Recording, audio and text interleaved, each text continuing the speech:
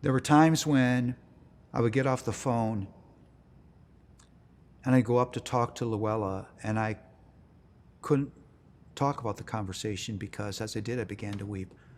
I knew that there was another book that was necessary. I wrote Dangerous Calling first out of my own experience.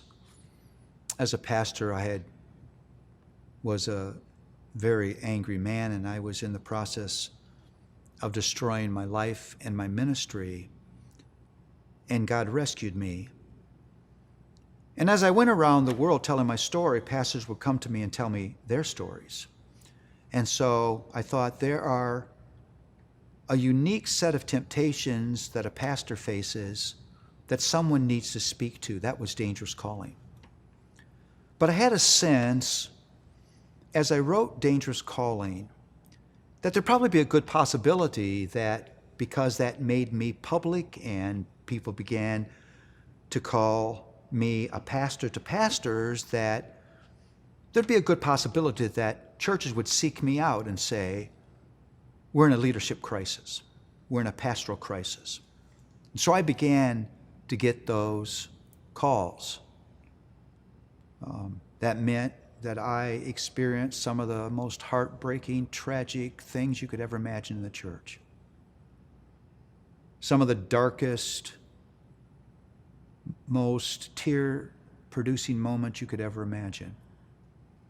I knew that I had to be willing to spend a lot of my life sad at what was happening to leaders out there. As that was happening, that pastoral crisis became public as globally influential leaders fell. Some of them losing their ministries forever. Some of them seemingly forsaking the gospel forever. And as I prayed about that, as I thought about that, as I wept over those stories, there were times when I would get off the phone and I'd go up to talk to Luella, and I couldn't talk about the conversation because as I did, I began to weep. I knew that there was another book that was necessary, because it became very clear behind the fall of leaders was dysfunctional leadership community. That there's a way in which it wasn't just the falling of one man, it was a falling of a community. Communities that had once held a man accountable became his defenders.